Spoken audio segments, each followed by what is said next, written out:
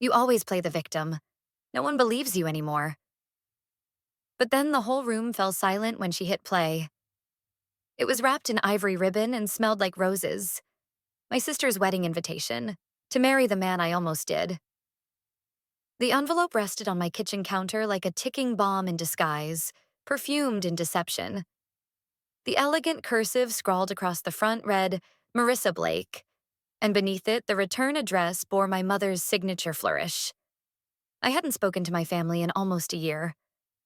Whatever they wanted now couldn't possibly be good. But when I peeled the flap open and slid the creamy cardstock out, time stalled. Aubrey Blake and Logan Whitaker cordially invite you to join them in celebration of their wedding. I didn't read the rest. I didn't need to. The names screamed louder than any vows. My legs gave out, and I found myself seated on the cold tile floor, the invitation trembling in my hands. The last time I'd seen Logan, his eyes wouldn't meet mine. His explanations were vaguer than smoke. And I had walked away with a broken engagement ring in my purse and more questions than closure. 2 years. 2 entire years spent trying to stitch together a version of the truth that didn't leave me hollow. And now this? The buzzing in my head was drowned out only when I reached for my phone.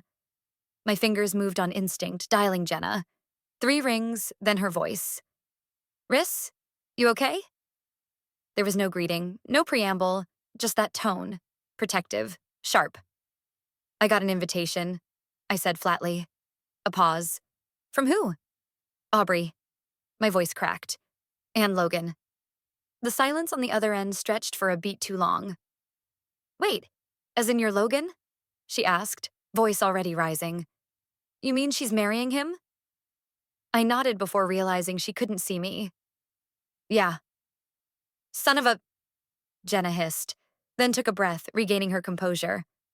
You want me to drive over? We can set it on fire together.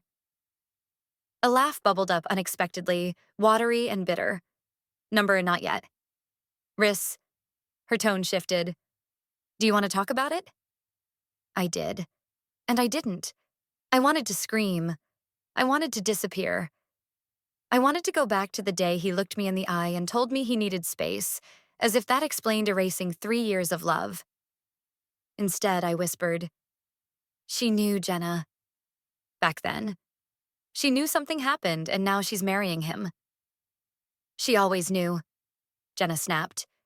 But she didn't care.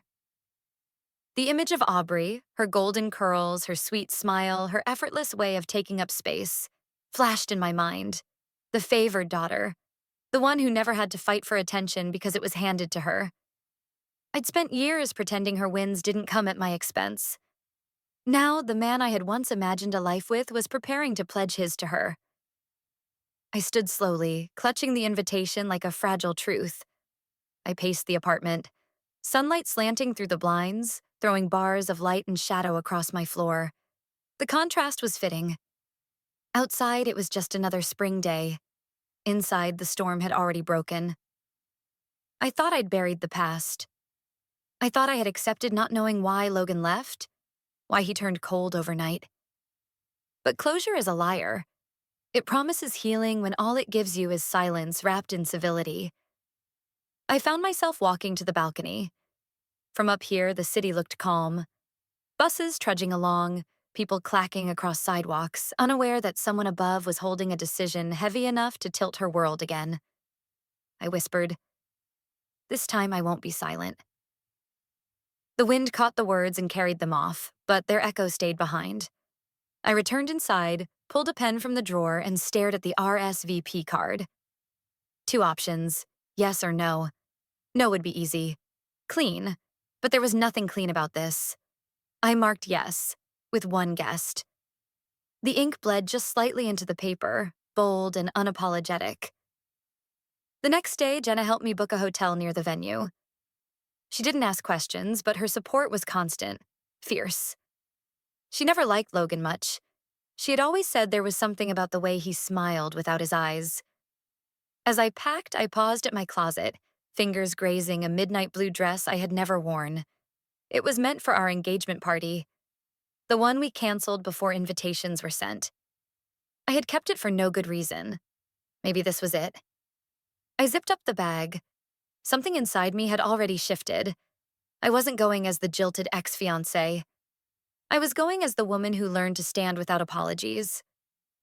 If Aubrey wanted a show, the smiles, the stares, the picture-perfect scandal, I'd give it to her, but on my terms. If she wants a show, I'll bring the spotlight. They didn't just take my fiancé. They rewrote the story to make me the villain. The words left my lips in a whisper, but they echoed off the walls like a scream. I stared down at the opened photo album on my lap, its pages betraying a past that felt more foreign with each breath I took. My fingers hovered over a snapshot. Logan and me at Coney Island, smiling at something just outside the frame. The sun caught his profile, and for a fleeting second, I could pretend that moment had been real. But that smile? It was never just for me. I turned the page. There she was. Aubrey. Arm looped through his, her head tossed back in laughter, as if she were the one meant to be there all along. It was supposed to be a double date. Jenna was next to me, barely in the shot, cropped by accident or intent. But the center of the frame was unmistakable. Logan and Aubrey, like a preview the universe had tried to hand me before I was ready to see it. Back then, I'd convinced myself I was being paranoid. I closed the album and exhaled slowly, like letting out the last of my excuses. The soft hum of city traffic outside contrasted sharply with the silence in my apartment, punctuated only by the occasional creak of old wood and the soft tap of my nails against the cover of the album. I stood and walked to my desk, dragging my hand across its surface until it landed on a folder of old blog drafts. Half-written thoughts, pinned down pain. I hadn't touched them since the breakup. My voice had vanished the day Logan left. Or rather, the day Aubrey made sure I had nothing left to say. Opening the folder, I scanned the digital timestamps. March 2022. One entry caught my eye. When loyalty becomes a lie. I clicked it open. You always play victim when things don't go your way. Aubrey's voice replayed in my mind. Her words were sugar-laced but sharp. She had said it after I confronted her about something trivial, or so I thought then. A weekend getaway Logan canceled at the last minute, claiming work. I'd found out later that Aubrey had also been called into work. What were the odds? In hindsight, they were stacking the deck right under my nose. I clicked through more drafts, some unfinished, others too raw to reread. Each was a breadcrumb from a time when I still believed people only hurt you by accident. A buzz startled me. Jenna, FaceTime. I swiped to answer. Hey, I said, trying to sound casual. Her face appeared, haloed by the glow of her ring light. She was mid-makeup. Eyeliner in one hand, judgment in her eyes. You sound like you've been time traveling. Close enough. I turned the camera to show her the open album and folders on my desk. Marissa. I needed to see it again, to remember how it started. Jenna exhaled, lowering the eyeliner. You sure that's healthy? No, I admitted, but maybe necessary. We sat in shared silence for a few seconds. Tell me what you remember, she said gently. So I did. Logan and I met at a fundraiser in Brooklyn. He was charming, if a little awkward, but his sincerity stood out. I was writing then, blogging full-time, pitching columns, trying to carve space in a city full of louder voices. He read every post. He sent flowers after my first article hit 1,000 views. He believed in me before I did. And then came Aubrey. It started small. A casual invite to brunch, a shared Uber. You don't mind if I join? She'd ask, already climbing into the seat. Logan said she was just trying to get to know me better. I told myself she was just being supportive. But then came the glances, the private jokes, the silences that filled up a room when I entered. Once I caught them on the couch, heads leaned close, her hand on his knee. She pulled away fast. Too fast. We were just talking, Logan had said. Sure, I replied, not trusting my tone. Another time I overheard them whispering in the kitchen. Something about timing and not ready yet. When I stepped in, they changed the subject so fast I forgot what day it was. But the final straw wasn't a kiss. It wasn't a confession. It was the look they exchanged when I showed Logan the venue brochure for our wedding. The one Aubrey had picked up by accident and left on our table. His eyes didn't light up. Hers did. "Why didn't you ever tell me?" Jenna asked, brows furrowed. "Because I wasn't sure," I said. I didn't want to accuse without proof. And now? Now it's all over Instagram. She's the bride, I'm the backstory, and somehow I'm still the one who looks bitter. Jenna shook her head. "Don't just show up. Show up prepared." I looked at her. "You mean backup?" "I mean truth," she replied. "Facts don't need makeup, and you've got enough history to light a bonfire." A sudden thought hit me. My blog archives, my recorded voice memos, the photos, the drafts, the casual screenshots I had once saved as receipts I'll never need. I ended the call and rummaged through the drawer beneath my desk. Past tax folders, expired warranties, and a mess of USB cords, until my hand closed around a small, dusty black case. My old hard drive. I hadn't plugged it in since moving out of the apartment I once shared with Logan, but I'd saved everything. Not for revenge, not for justice. Just in case I ever needed to remind myself that I hadn't imagined it all. I carried it to the desk with care, the way one might hold a box of memories too fragile to disturb. I sat down, my heart tapping nervously at the inside of my chest. The port clicked into place. "I saved everything," I whispered. "I just never looked." They erased my name, but not everyone forgot what they did. It was the smell that hit me first. Roasted espresso with hints of cardamom and orange peel. I had ducked into the Midtown Cafe mostly for quiet, not caffeine. My mind was still fogged from the weight of old photo albums and hard drives, and the memory of Aubrey's smile printed next to my former fiancé's name hadn't stopped echoing in the back of my mind since the moment I opened that invitation. I wanted solitude, but the city had other plans. I was stirring a lukewarm latte, my spoon tracing lazy circles, when I heard it. A voice I hadn't registered in years. "Well, if it isn't the forgotten Blake." I looked up, startled, heart skipping a beat. Ethan Calloway. He looked older, but not worse for it. His dark hair was shorter than I remembered, jaw a bit scruffier. A camera bag slung across his shoulder like always, and his eyes, gray, observant, weary, still held that hint of mischief, like he was perpetually in on a joke the world hadn't caught up to. "Ethan?" I blinked. He grinned, that crooked half-smile he'd always worn when navigating social landmines. "Didn't mean to sneak up on you. Just wasn't expecting to see a Blake sister in the wild." I stood, unsure whether to hug him or run. We hadn't spoken since before his quiet fallout with Aubrey. A story that was as mysterious as it was buried. The rumor mill had whispered everything from cheating to blackmail, but neither of them ever confirmed a word. We settled for a nod, then the kind of stiff half-hug you give an old coworker at a funeral. He gestured to the empty seat across from me.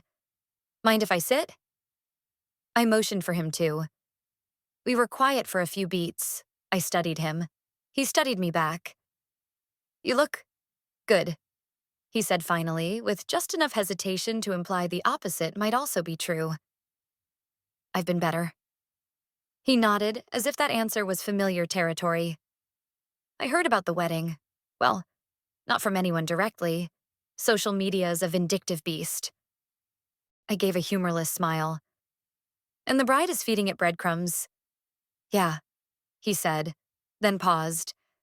"Look, I won't pretend we were close, but I always liked you, even when it wasn't convenient to say so."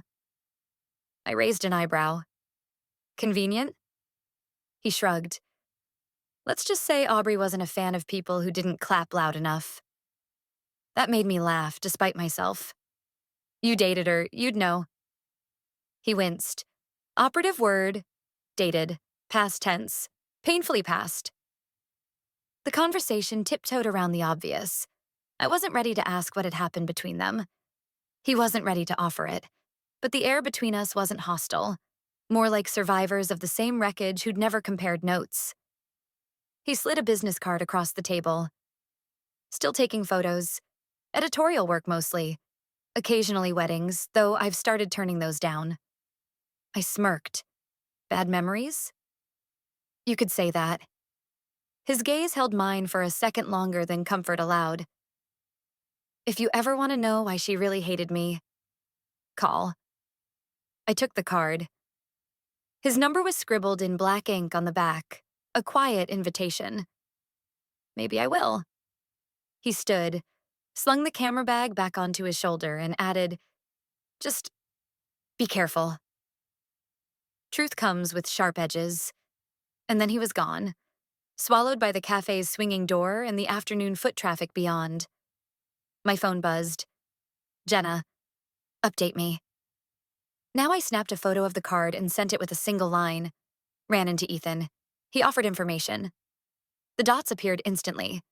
Jenna. Call him. That man knows things. Me. Is this digging too deep? Jenna. We're finally deep enough. I stared at the phone. The old anxiety twisted low in my stomach. That sense that if I peeled back one more layer, I might not like what I'd find. But there was another feeling rising beneath it. Determination. Curiosity. The aching need to understand. What had Aubrey done to Ethan that mirrored what she was doing now? Why had he disappeared so quietly, only to reappear with an olive branch laced in implication? I waited until nightfall before calling. Part of me hoped he wouldn't answer. The other part knew he would. 3 rings. Marissa, he said, no question in his voice. Let's talk, I said. I need the truth, all of it. There was a pause on the line, a long one. Then I'll send you something tonight, he said, voice low, but you may not like it. My mother taught me to be honorable in loss. I wonder if she ever expected I'd lose to her favorite daughter. The ticking of the kitchen clock felt louder tonight. I stared at the steam rising from my mug of chamomile tea, hands cupped tightly around the ceramic like it could anchor me. It was almost 10, and I should have been winding down. But tension coiled in my shoulders, tightening with every silent second that passed.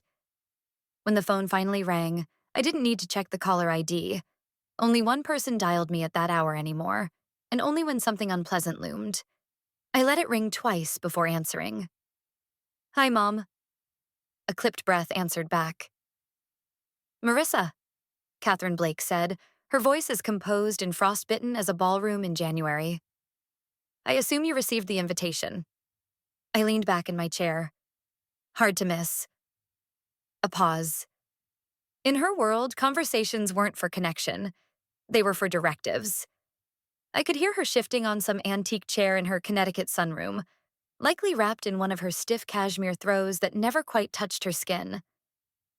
I just hope, she began, carefully measured, that you won't turn this into something dramatic. There it was, the warning masked as concern. The scene, I replied evenly, was already made when she sent that invitation. Marissa, she sighed, the way someone does when traffic stalls their afternoon errands. I'm trying to be reasonable. This wedding is important. For everyone. It's a celebration. I closed my eyes and pictured the guest list. Perfectly curated smiles, pearl-lined napkins, and at the center of it all, Aubrey playing the doe-eyed bride as if she hadn't stepped over my bones to get there. You mean for her? I said. It's important for Aubrey. Catherine didn't deny it. She's worked hard for this moment, she said instead. You might not understand how much pressure she's been under. I barked a laugh. Pressure? From what? Choosing flower arrangements? Planning the playlist for my ex-fiancé to spin her around to? She didn't take him from you. The words sliced. I hadn't even realized I'd stood until my chair scraped loudly behind me.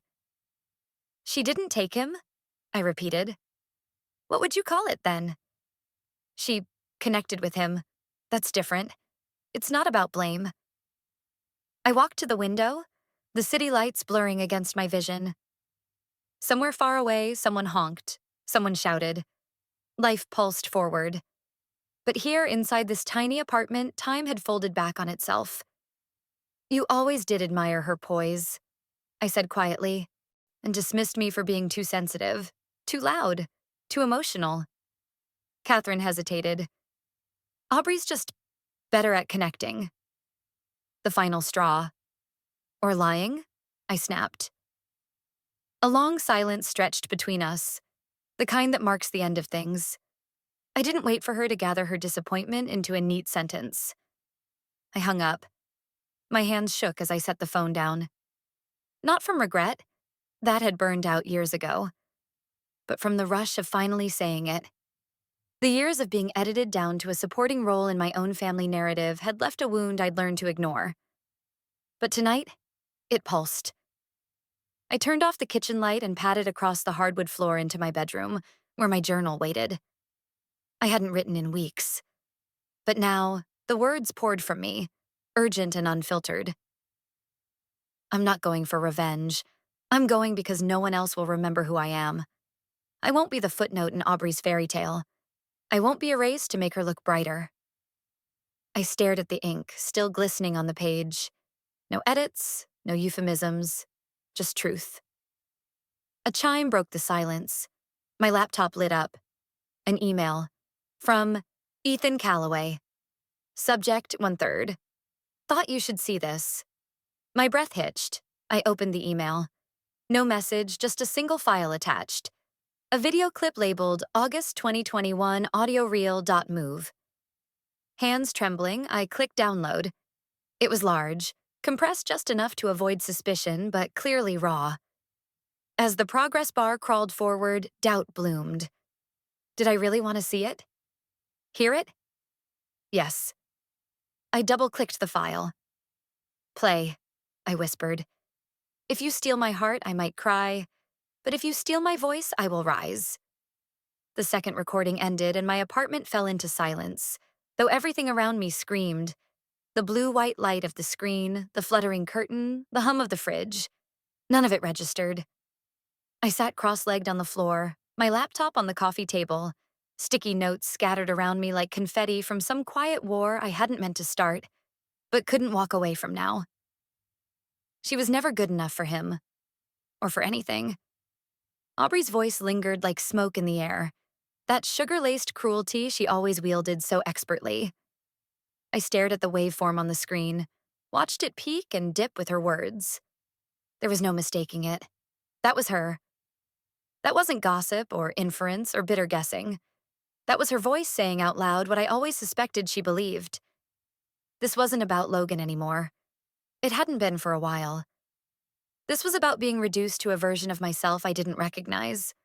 Someone who allowed her silence to be weaponized by others. My phone buzzed. Jenna? Again. Jenna. Anything usable? I stared at the screen for a second before replying. Me. Everything. She called immediately. Tell me what I'm hearing, she said without greeting. I summarized the first file. Aubrey's email chain from months before the breakup. Months suggesting to their family lawyer that I was unstable, too emotional to handle the pressure of engagement. Forwarded messages from Logan's mother, parroting phrases that sounded suspiciously like things Aubrey would say. And then a voice memo from Aubrey to a mutual friend. Honestly, I don't think Marissa's cut out for partnership. She's exhausting. You need to back this stuff up, Jenna said, her voice razor sharp. Multiple drives, print copies, encrypt it all. If she finds out you have it, she won't, I cut in. Not until I show it. Are you planning to blow this up during the wedding? I didn't answer right away. I looked down at the notes in front of me. One column for truth, one for admissibility, and one for emotional leverage. I'd started organizing everything, not just what Ethan had sent, but every scrap I'd ignored for years. Text screenshots, phone logs, draft letters I never sent, even photos where Logan stood too close to Aubrey when he didn't have to. Alone, they meant little. Together, they painted a story. I'm not going to destroy her, I said finally. I'm going to let people see who she's always been. Same difference, Jenna muttered, but I heard the grin under it. What did Ethan say when he sent the second file? Just 3 words. Use it wisely. Jenna whistled. He really is a wild card. He was quiet for years. Whatever he's doing now, it's intentional. I reached across the floor and picked up the USB drive I'd loaded with the files. The plastic felt heavier than it should have. On it lived years of betrayal and the receipts. I could already see the cracks this would create. Not just in my family, but in the image Aubrey had curated for herself. The one that gleamed in candlelit rehearsal dinners and magazine-featured wedding announcements. I leaned back against the wall and closed my eyes. When had this turned from grief to purpose? Probably somewhere between Catherine's phone call and Aubrey's smug declaration, preserved in .wav format. She was never good enough. That sentence echoed louder than any broken promise Logan had ever made. Because this wasn't just about a breakup. It was about erasure. About someone rewriting the script and leaving me as the unreliable narrator in my own damn life. I opened my eyes and grabbed a pen. A new note joined the others on the floor, written in bold ink. Objective. Reclaim narrative. Do not become what she says I am. Another note underneath. Weapon equals truth. No embellishments. Just their own words. I added a third, then a fourth. The war room was taking shape. Not out of bitterness, but resolve. When Jenna hung up, promising to help me sort through legal relevance the next day, I sat in the silence a bit longer. Then I turned back to the screen and pressed play one last time. She was never good enough for him, or for anything. I smiled, a slow, quiet thing. Thanks for the voiceover, Aubrey. To the world, I was a guest. To her, I was the ticking clock. The wrought iron gates of Rosemont Estate creaked open like a warning. The gravel crunched beneath the tires of my rental car, each pebble crackling like applause I hadn't earned. Or perhaps, like the slow-building tension that preceded a spectacle. I parked beneath a line of manicured magnolias and exhaled slowly. This was not a war zone, but it might as well have been. The estate loomed, its limestone facade catching the soft afternoon sun. Boston's humidity hadn't yet descended, but the air felt weighted, as though the estate itself knew what was coming. I stepped out in a fitted navy dress. Polished, understated, deliberately chosen, not too loud, not too demure. My heels clicked confidently on the stone pathway, echoing with every step as I crossed into enemy territory. The foyer was gilded excess. Crystal chandeliers, marble floors, the faint scent of roses and entitlement. A hush swept the space as I entered, conversations pausing mid-laugh.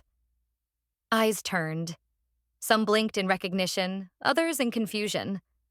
Aubrey's voice sliced through the murmur like a pearl-handled knife. Marissa, so glad you came. She descended the grand staircase with perfect posture, dress fluttering like she'd rehearsed the motion. Her smile was photo-op ready. All teeth, no warmth. I returned it with something cooler. Wouldn't miss it. We exchanged a kiss on the cheek. Her skin was icy.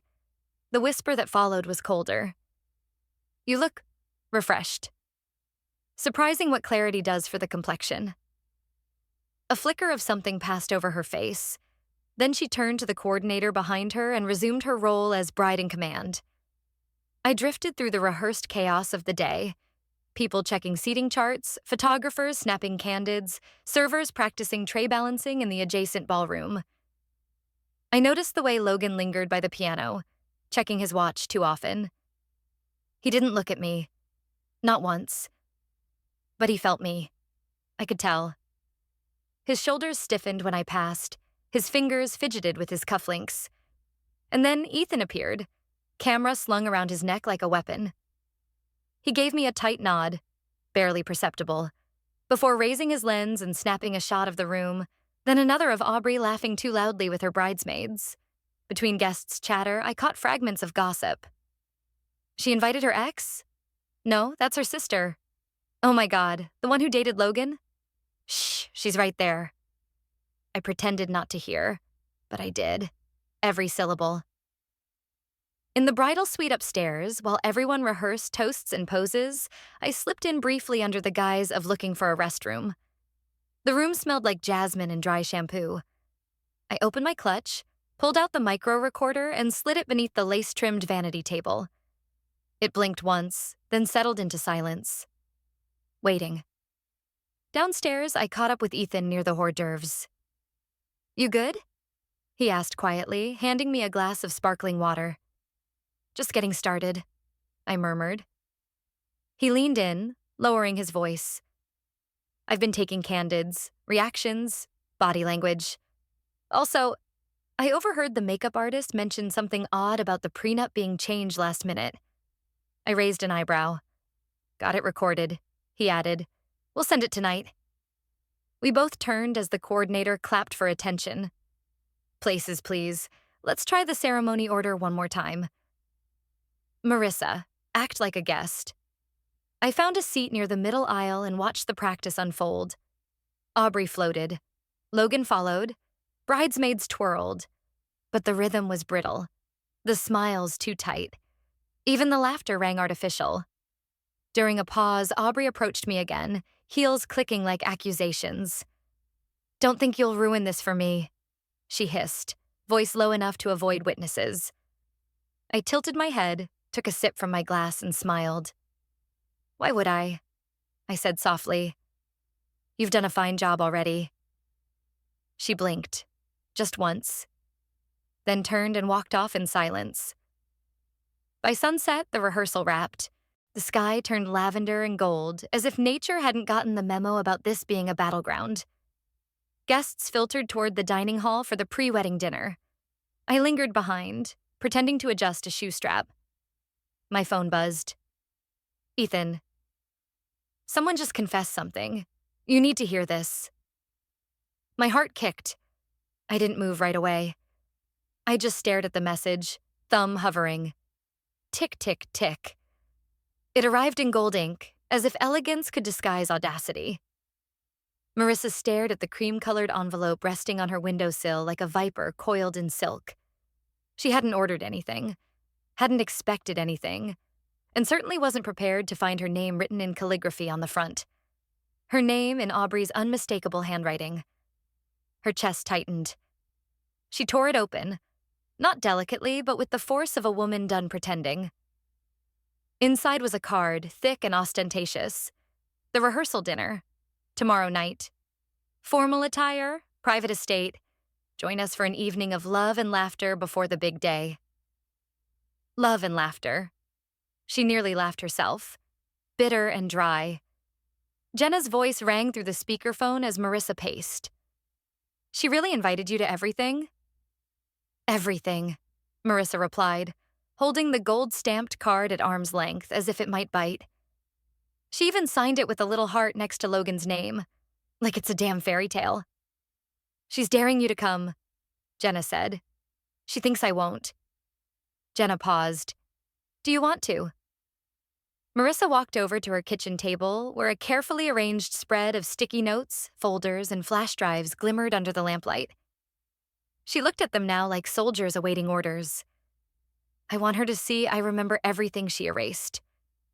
Her phone vibrated. A new message from Ethan.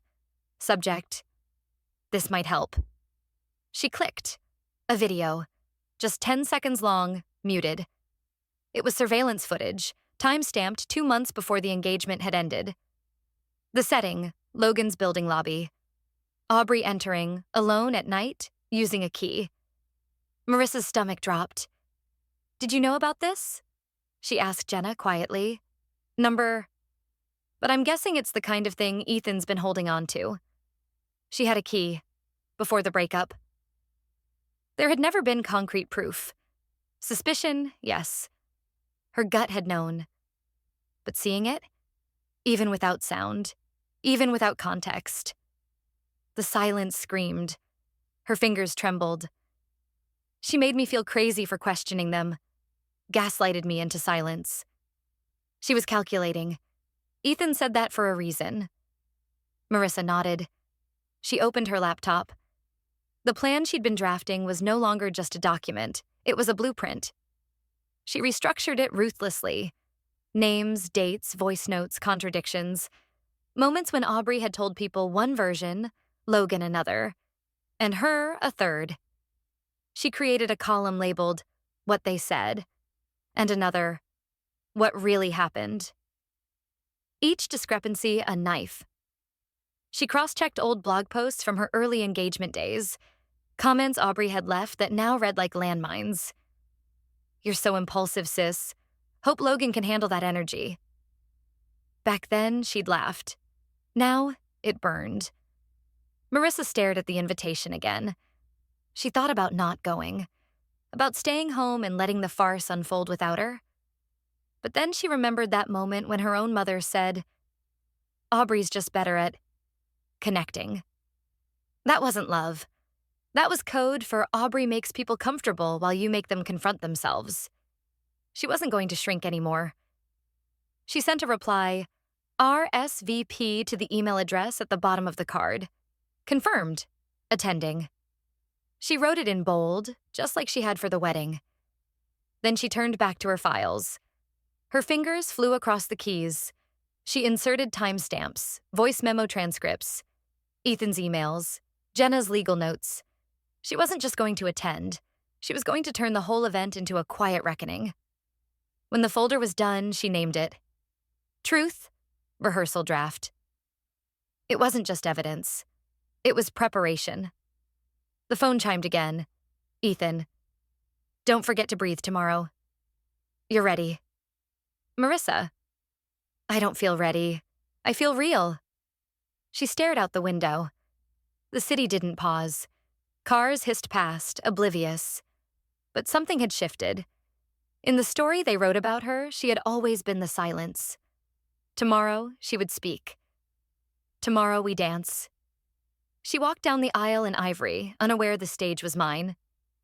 The sun glittered over Rosemont Estate, throwing fractured light across marble pillars and crystal goblets. The estate had been dressed like a dream. Gauzy fabric, delicate petals strewn like blessings, violins swelling with every guest arrival. It was the kind of wedding people posted about, the kind that made others feel lesser, and it was exactly the kind Aubrey would orchestrate. Marissa stood near the back, just behind the last seated row, her heart pacing like an untamed drum. Her navy dress fit like armor, understated but impossible to ignore. Jenna had insisted on the color. It says you belong without begging for it. A hand brushed her elbow. You okay? Ethan whispered. No, she replied softly, but I'm ready. They walked toward the seating section, toward the thick tension already weaving between pearls and perfumed programs. The usher paused when he saw her name. A flicker of confusion. Then he glanced at his tablet and nodded. Family row, right this way. Jenna exhaled behind her, impressed.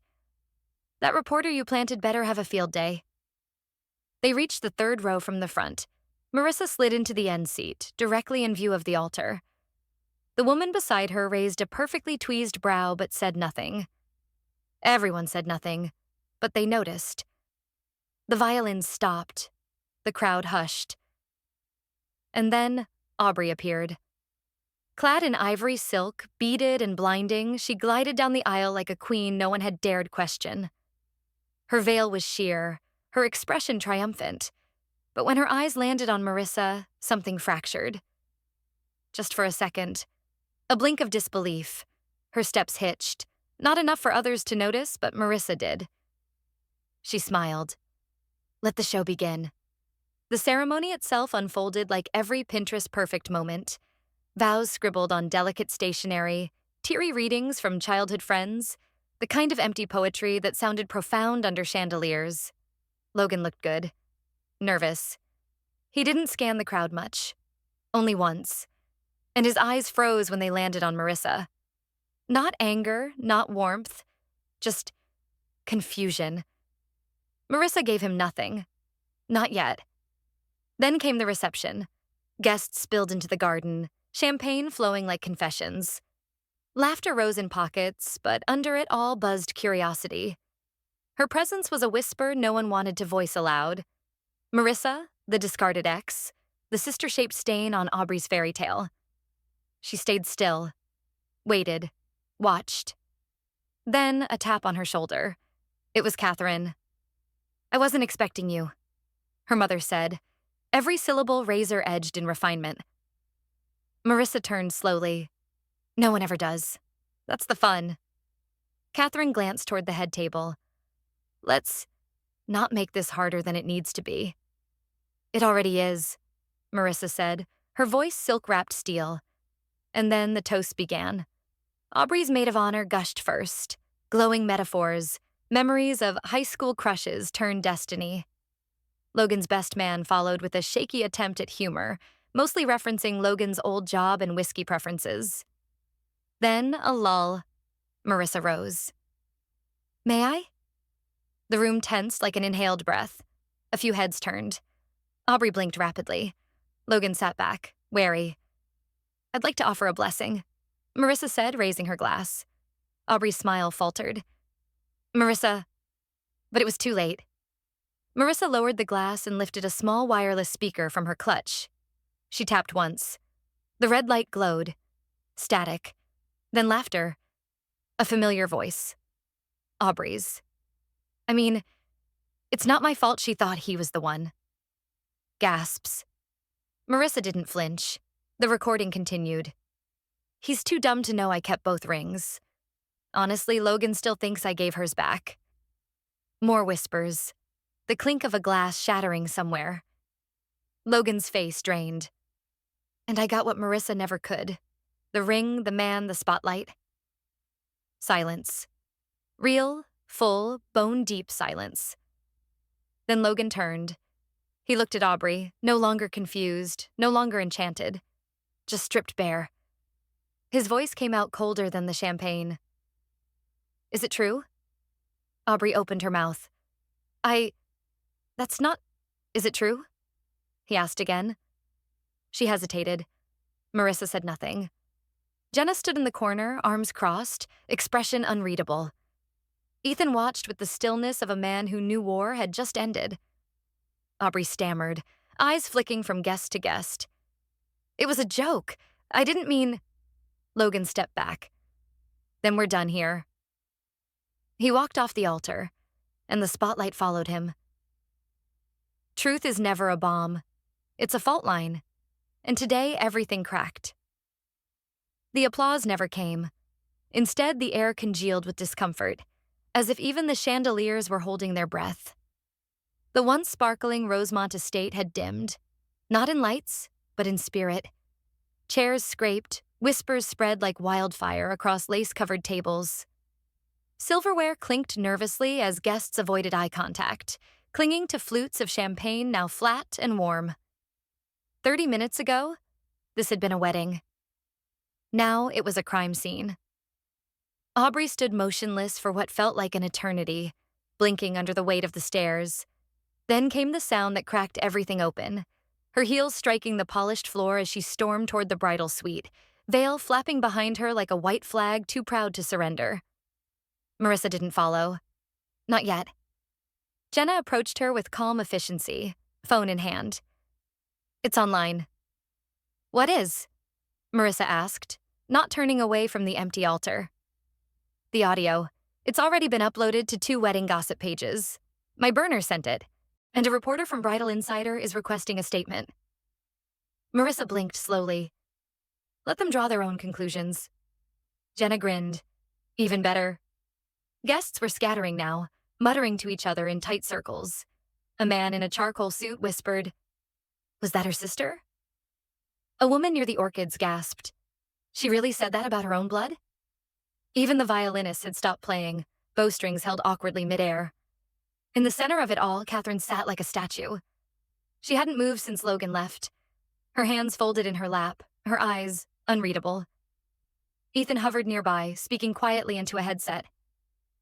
"Clean exit for Logan," he murmured. Security walked him straight to a car. No press. Marissa nodded. "Thank you." Then came the hurricane. Aubrey burst through the tent flap, wedding dress bunched in fists, face streaked with mascara and fury. You planned this. She was inches from Marissa, voice cracking. You waited, you watched, and you destroyed everything. Marissa met her sister's gaze, unwavering. No, she said, quiet as a blade. You did. I just let people hear it. Aubrey's jaw worked soundlessly, fury sparking in every muscle. She turned to Catherine, hands shaking. Mom, say something. She ambushed me. Catherine stood. Her expression wasn't rage. It wasn't even betrayal. It was disappointment. Deep and old. You lied, she said simply. I didn't mean... Catherine's hand lifted and slapped her across the cheek. The sound silenced the room. Aubrey staggered, stunned. You hit me? No, Catherine said, voice brittle. I woke up. The mother who had once boasted of Aubrey's composure, who had compared Marissa's ambition to chaos, now stood silently, the axis of something breaking. Aubrey whimpered, backing away as if the space around her had turned hostile. You're all ungrateful, she hissed. I made this day perfect. I made everything beautiful, and she ruined it because she's always been jealous. Marissa didn't flinch. I didn't ruin anything, she said. I just stopped lying for you. Aubrey's eyes narrowed. You'll regret this. You think they love you now? They'll turn. I don't need their love, Marissa said. I need the truth. With one last gasping sob, Aubrey turned and fled. Her bouquet dropped halfway across the floor like a casualty no one dared touch. Jenna picked it up absently. Well, that went well. Catherine remained still beside Marissa. For a moment, neither of them spoke. The distance that had always separated them felt like it had changed form. No longer a chasm of resentment, but a stretch of ruined bridge neither knew how to cross. Then Catherine inhaled, eyes glassy. I didn't see it, she murmured. I know, Marissa replied. I should have. Silence. Catherine turned her face slightly toward her daughter. You didn't just expose her, she said. You exposed me too. They threw rice at ghosts. I walked through fire. The morning light in Boston had a strange, sterile quality. Too clean, too clear, like it hadn't witnessed what happened the day before. But it had. Every cobblestone felt like it had absorbed secrets. Even the walls of the Rosemont estate must have vibrated with what they'd heard. Marissa sat in the quiet corner of the hotel lobby's coffee shop, her fingers curled around a mug she hadn't sipped in 10 minutes. The bustle of guests checking out, valets pulling up sleek cars, and staff resetting flower arrangements for some new illusion of perfection happened all around her. She was the only still thing in a moving frame. Across the marble floor, Catherine emerged from the elevator. She looked smaller somehow. Not frail, but retracted. Her coat hung looser on her shoulders. Her makeup was subtle, unfinished. A woman who had spent years being seen, and now wasn't sure how she wanted to be. She approached without permission, but also without pretense. May I sit? She asked. Marissa gestured to the opposite chair. You don't need my blessing. They sat in silence for a while. I ordered chamomile, Catherine murmured. I couldn't keep coffee down this morning. Marissa nodded absently. I understand. Then Catherine breathed in shakily. I failed both of you. The words were too soft to be performative, too raw to be rehearsed. Marissa didn't respond immediately. She let the statement hang between them, like smoke from a fire neither could fully extinguish. You raised 2 daughters, Marissa said eventually. Only one learned to lie beautifully. Catherine flinched. And the other? Learned to disappear. Catherine blinked rapidly, then reached for her tea. Her hand trembled. I loved you both. No one's saying you didn't, Marissa said, voice level. But love without clarity is just noise. Another silence. This one heavier. I wanted to believe in Aubrey, Catherine admitted. In her image, her composure, her certainty. It made me feel like I hadn't failed. Marissa looked up, eyes sharp. Even when it meant doubting me? Catherine didn't answer. Truth doesn't need belief, Marissa continued. It's just waiting to be heard. Catherine set her cup down. I won't ask for forgiveness. I wouldn't give it, Marissa said simply. But I'll accept your honesty. It wasn't a bridge, but maybe a stone on the river, The hum of the lobby continued around them. Laughter from a bridal party echoed down the hallway. A new couple, untainted and unknowing, posed for photos on the marble stairs. Catherine stood slowly. Are you staying? No, Marissa said. There's nothing left to stay for. She didn't offer a hug. Neither did Catherine. But just before she turned away, her mother reached into her coat pocket and placed something on the table. An old silver locket. I don't know if it still means anything, she said. But it was your grandmother's. She only gave it to the one she trusted to speak the truth. And then she walked away. Marissa stared at the locket. A shadow fell across the table as Ethan approached. He held a simple envelope in his hand. No drama this time, he said. Just wanted to say goodbye. You're leaving? She asked. He nodded. Got offered a job in Seattle. New city, clean slate. Marissa gave a soft smile. Sounds perfect. He slid the envelope toward her. Thought you'd want this. Inside was a single photograph. Logan, in the tuxedo he never finished wearing, walking away from the altar. Aubrey behind him, frozen mid-denial. The crowd gasping. I printed it, Ethan said, because it's proof. Of what? That you did what I never could. Marissa swallowed hard. Ethan gave her a small, respectful nod and turned to leave. Her phone buzzed. A message from Jenna. Jenna, I heard everything. You were surgical. I'm proud of you. Marissa didn't reply. Not yet. She walked through the hotel lobby, past stunned guests and staff pretending not to notice her. Outside, the spring air smelled of roses and redemption. She booked a one-way train ticket. No destination. Just forward. At the station, as the train pulled in with its metallic hiss, Marissa took out her phone and scrolled through her contacts. She found Logan's name, stared at it, then pressed and held. Delete. Gone. She pulled out her journal, the spine worn from months of silent rage now released. She wrote one line. Not revenge, not justice, just truth, and it was enough. It wasn't victory I tasted, it was stillness. And for once I didn't need applause. The train slid into Penn Station with a hiss that sounded more like a sigh than a welcome.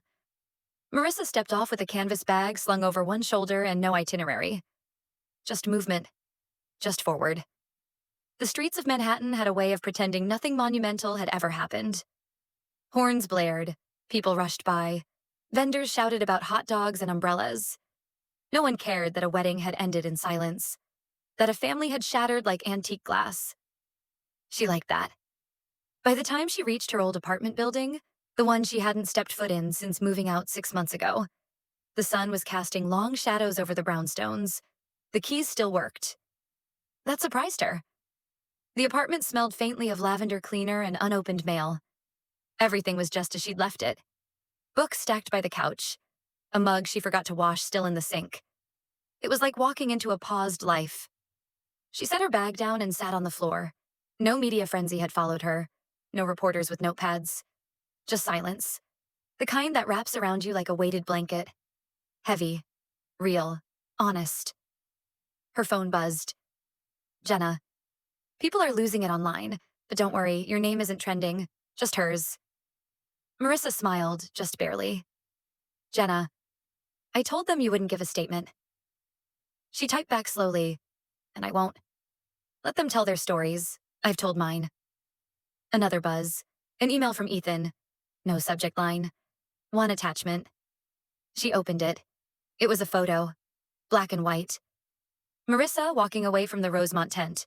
Her windbreaker fluttering behind her like wings. Her chin tilted just enough to suggest not defiance, but clarity. Freedom. The photo wasn't artful. It was honest. She stared at it for a long time. Then she saved it. Not to post. Just to remember. Her phone rang. An unknown number from Connecticut.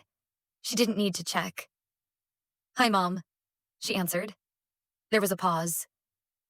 Then Catherine's voice, lower than usual. Are you okay? It wasn't the voice of reproach. Not the woman who used to correct her posture or question her career choices. Just a mother. A quiet one. I'm still, Marissa said. Another pause. You were brave, Catherine whispered. Marissa closed her eyes. Number I was necessary. Catherine didn't argue. That, in itself, was a shift. I was wrong, her mother said quietly. Maybe you're stronger than I thought. Marissa didn't respond to that. Some things didn't need applause. Some recognitions arrived too late to wear like medals. They were simply stones placed gently in the soil between two people, markers of an unspoken truce. After the call, she didn't cry. She just stood, opened a window, let the breeze in. She opened her laptop. No unread messages, no requests for interviews, just an empty document and an old resume, still saved under the file name Draft Job Apps 2022.x.x. She renamed it, Reclaim Marissa 2024.x. She deleted Logan's old reference. She deleted the marketing agency she'd quit for him. She kept the parts that were hers. And then, without hesitation, she clicked New Document and began writing a cover letter for a position she hadn't even found yet. Because now, she wasn't writing for acceptance. She was writing for herself. Marissa starts rewriting her resume, ready to apply for a completely new position. I never cared for diamonds, but I remember exactly when she stole mine. The door to Goldman's jewelry chimed like it had a decade ago. Same worn velvet rug, same faint scent of silver polish and rosewood. Marissa stepped inside and let the quiet swallow her. It was oddly fitting that everything looked the same, because she wasn't. Behind the counter stood Mr. Goldman, shorter now, or maybe more hunched, with the same thick glasses perched on his nose. His beard had thinned, but his eyes still held the sharpness of a man who'd seen too many secrets pass through small velvet boxes. He looked up, blinked. "Miss Blake?" he said, voice soft with recognition. "I wondered if I'd ever see you again." Marissa gave a small nod. "I wasn't sure I'd come either." He gestured to a chair in front of the counter. "Still remember your taste. Logan wanted something classic. You chose the cut." She sat down slowly. "I remember." He pulled a small tray from under the glass, not to show her anything, but to rest his hands. "What brings you back?" Marissa pulled a folded printout from her coat. A photo. Her hand wearing the engagement ring. Not for vanity, but for identification. "He bought one," she said. "But she had one too. Exactly the same. You sold two?" Mr. Goldman didn't answer immediately. Instead, he looked closer at the photo. "Yes," he said at last. "He bought one. Then 3 months later, your sister came in. No appointment. Just walked straight to the counter and said she wanted the same one." Marissa's breath caught. "She didn't say it was for you?" "Number she paid cash. Said it was sentimental." I asked twice if it was a gift. She said it was hers." Marissa looked down at her hands. "Bare now. Honest. I assumed it was a copy," he said. "Or a replacement for a loss." He paused. "But I remember the look. She didn't look like someone trying to remember something. She looked like someone who'd won." Marissa's throat felt thick. "You knew?" "I knew she wasn't you. That was enough." Silence settled. "Why didn't you say anything?" He smiled, sad. "You learn in this business. Love makes people deaf. Truth shouted would only be called jealousy." Marissa reached into her pocket, pulled out a small velvet box, the original ring. She placed it on the counter without opening it. "I never wore it again," she said. "I just couldn't throw it away." Mr. Goldman didn't touch it. "Some things don't belong in the trash. Doesn't mean they belong with you either." She looked up. "Did she come in again? After?" He hesitated, then nodded. "Once. To clean it. Said it was dulling too quickly." Marissa nearly laughed. "That tracks." He gave a half smile. "Not everyone who keeps things can keep love." The sentence hung in the air like smoke. Marissa didn't ask to sell the ring. Didn't ask for a refund or credit. She simply closed the box and handed it to him. "I don't want it back," she said. "And I don't want it gone. Just out of me." He accepted it with a soft nod. "I'll keep it in the back, safe, until someone needs it to remember what not to accept." She stood, suddenly lighter. As she turned to leave, Mr. Goldman called after her. "For what it's worth, I always thought he looked scared when you were happy. Like he didn't know how to hold something bright." Marissa didn't turn. She just opened the door. The city waited outside, louder than before, but she heard it differently now. Not like noise, like possibility. And as she stepped out, she realized something else. For the first time in years, the thought of Logan didn't sting. It didn't twist or pull or ache. It simply passed. Marissa walks out. The first time she doesn't see Logan is pain. Because when a storm's coming, you don't stop to explain the clouds. The Hudson River looked different in the late afternoon light. A breeze tugged at Marissa's coat, lifting the hem gently as she stood by the railing. Fairies carved paths in the water. Tourists chattered behind her. A saxophone cried somewhere nearby. It was a day that begged to be peaceful. And yet her spine knew before her eyes did. Logan's footsteps were familiar, not because they were loud, but because they hesitated. Like someone unsure they had the right to arrive. She didn't turn. Let him walk the last 10 steps without invitation. "Hey," he said quietly, settling beside her. She waited. "I wasn't sure if you'd come." She still didn't look at him. "I didn't come for you." He laughed once under his breath. "Of course not." The pause that followed was long, the kind that lives in old relationships and dead questions. "I don't know anything," he said finally. "That's what scares me." She looked at him now, carefully. "No, Logan, you don't know anything because you never wanted to know." He flinched. I thought she was helping." He tried. Marissa shook her head. "Helping? She erased me. In conversations, in dinner tables, in your inbox. And you watched." His hands jammed into his pockets. "I wasn't watching. I was conveniently blind," she offered, voice calm. He exhaled slowly. "She said you didn't want to marry me. That you—" She cut in, not angry, just done. She said whatever made her shine. "You believed it because it was easier than doubting her. Easier than facing the possibility that I might be worth listening to." Logan's voice cracked. "I didn't know how to ask. You were always so strong." Marissa gave a dry smile. "That's not a compliment, Logan. That's an excuse. Strong women don't need less kindness. We just get used to less." He looked away. "I'm sorry." "I believe you," she said simply. He glanced back, surprised. "But that doesn't change anything." He nodded slowly. "If I had done it differently?" Marissa took a step back. "Then we still wouldn't be compatible." He frowned. "Why?" "Because I don't do quiet anymore. I won't shrink to keep someone else comfortable." A gull screeched overhead. The wind picked up. The river kept moving. "I came to say thank you," he said. "For what?" "For not blowing it up sooner. For not destroying me." Marissa looked at him. Really looked. "I didn't want to destroy you. I just wanted to stop disappearing." Logan swallowed hard. "You deserved better." "I gave myself better," she said. "You just weren't part of it." He held something in his hand, a small hardback book, faded blue. She recognized it. The one she had given him a year into their relationship, filled with notes in the margins, her handwriting a map of who she was. He offered it to her. She shook her head. "Keep it. Maybe someday you'll read it for the first time."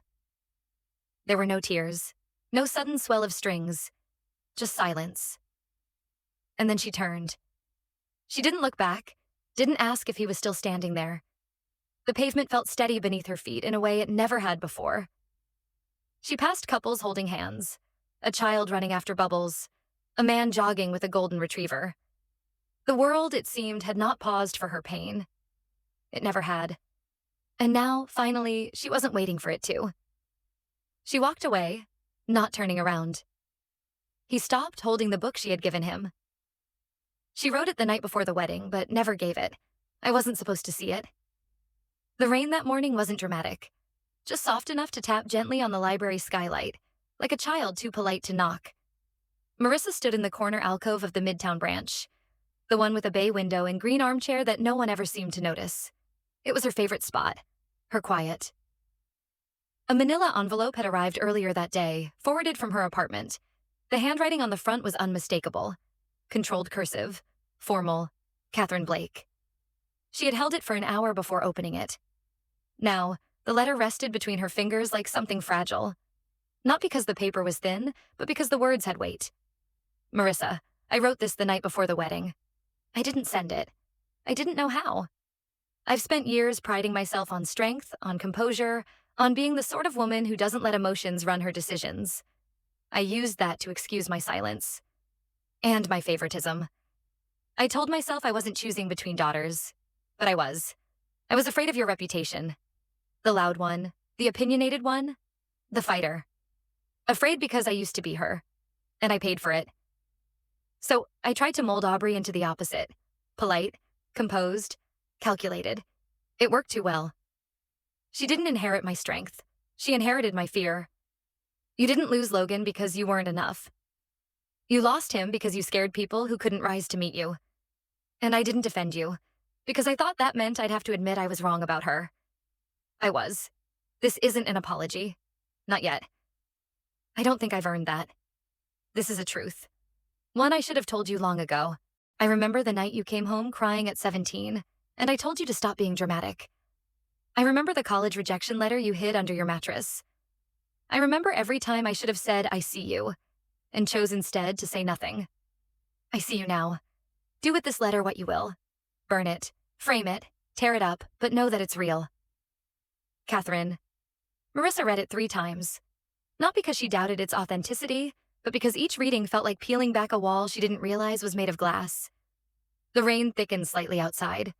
She reached for her manuscript folder, the one containing drafts of her short story collection, half-completed scholarship application, and a list of programs in Europe.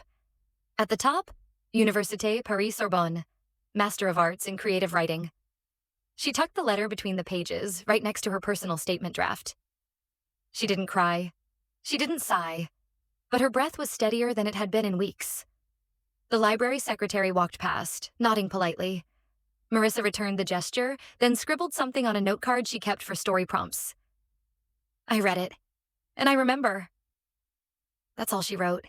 No signature, no emotion, just a fact.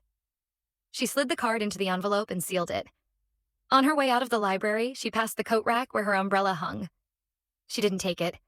Let the rain do what it wanted. Back on the sidewalk, she called Jenna. Hey, Jenna answered. You okay? Marissa smiled into the drizzle. I'm leaving. A pause. Where to? Paris. There was a long exhale on the other end. You always did know how to write a better ending. She calls Jenna. I'm leaving. Paris. No one clapped, but when I stepped onto that train, I felt like I'd won. The airport buzzed with the muted chaos of early morning departures, voices muffled by fatigue, rolling suitcases ticking against tiled floors, and departure announcements echoing like refrains in a foreign opera. Marissa stood at gate 7, passport in one hand, boarding pass in the other. Behind her, the city hummed like it always had, unbothered by the fact that a life was ending, or maybe beginning. Jenna stood nearby, holding a cup of burnt terminal coffee and a thin wrapped rectangle. You're not crying, Jenna said, handing over the package. I cried everything out weeks ago, Marissa replied. Inside the wrapping was a notebook. Hardback, navy blue, no lines. On the front, embossed in gold, were the words, Write the next part of your life. Marissa traced the letters with her fingers. You're sappy. I'm consistent, Jenna grinned. This is the last time I'll be able to boss you around daily. Let me have my moment. Marissa laughed, soft but real. What if I get there and forget how to write? Then you live instead. That's the second best story. Her phone buzzed just as the gate agent called for boarding. A message from Ethan had arrived. A photo of a Parisian street corner with a handwritten caption beneath. I don't know when we'll see each other again, but I believe you won, even if no one knows. Marissa saved it to her gallery. Then she placed her phone in airplane mode. I still don't know if this is right, she whispered. Jenna put a hand on her shoulder. That means it's real. They didn't hug long, just long enough. Security was efficient. Her shoes clacked against the metal trays. Her laptop glided through the scanner like it knew the way better than she did. In moments, she was on the other side. A partition not just of plastic and metal, but of identity. At the boarding tunnel, a little girl held a teddy bear in one arm and her father's hand in the other. She looked up at Marissa and smiled. Are you traveling? The child asked. Marissa knelt slightly, her suitcase at her side. No, she said. I'm going to live. She boarded. Seat 14A window. She slid into it with the practiced grace of someone who'd spent years trying to disappear and had finally stopped. Outside, the tarmac glistened slightly. Dew, not rain. It hadn't stormed in days. She opened the notebook. On the first page, she wrote in strong, looping strokes. I had everything taken from me. But that's when I found myself. No bitterness. No rage. Just memory and truth. The engine began its low whir. People settled. Babies fussed. A teenager clicked through a playlist beside her. She didn't mind the noise. She closed the notebook gently, placed it into her tote. From above, a calm voice filled the cabin. Welcome to Air France 118, destination, Paris. She looked up, smiled at no one, and fastened her seatbelt. The end.